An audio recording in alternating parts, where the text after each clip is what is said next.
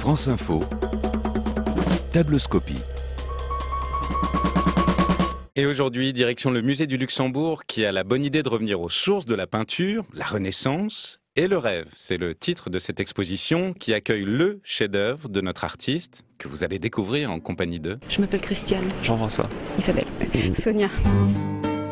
Ils sont les yeux, vous êtes les oreilles. Première impression. Très moderne, très vif, complètement fou.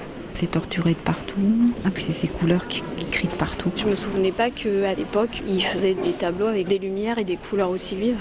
Le pourpre, je le trouve très très lumineux. C'est une œuvre passionnante. Il est beau, il est stimulant, il est choquant, il est complexe. On a perdu les codes politiques, religieux, culturels. Pourtant, ça nous parle toujours. Et c'est vrai, ce tableau est peint en 1579 et 434 ans plus tard, c'est bien sa modernité qui saute aux yeux. J'ai été impressionné surtout par la richesse dans les plans, etc. On cherche justement à savoir comment il a fait pour agencer tout ça, pour qu'on comprenne la succession des événements sur une seule toile. Les grands noms de l'église, le prêtre, ça part de là.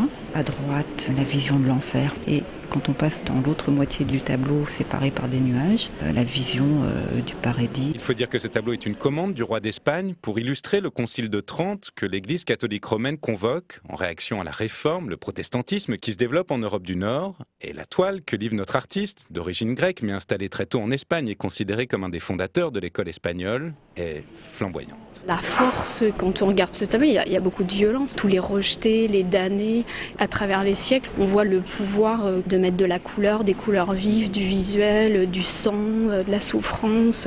Et je me disais qu'à l'époque, ça devait avoir un super impact sur la civilisation, quoi. Eh bien en fait, pas tant que ça. Parce que même si notre artiste était célèbre de son vivant, ce tableau a été rejeté par Philippe II qui l'avait commandé et qui est tout en noir, en bas, au centre de cette composition. Une œuvre rejetée, certainement pour les mêmes raisons qui font qu'elle est célébrée aujourd'hui par les critiques, les historiens et des artistes aussi importants que Picasso et Pollock, qui se sont directement inspirés de l'art du maître. Puis il y a des moments de peinture aussi.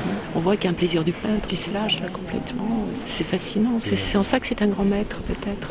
On se moque, je trouve, de la grande fréquentation des expositions, mais en définitive, c'est plutôt réconfortant de penser qu'il y ait tant de personnes intéressées par des sujets très divers, qu'il y ait de la curiosité. Ici, on ne se moque pas, au contraire, on partage le plaisir de la découverte des chefs-d'œuvre que ces expositions nous donnent à voir. En l'occurrence, le rêve de Philippe II, vers 1579, huile sur toile, du Gréco, que vous pouvez admirer jusqu'au 26 janvier prochain dans l'exposition La Renaissance et le rêve, au musée du Luxembourg, à Paris.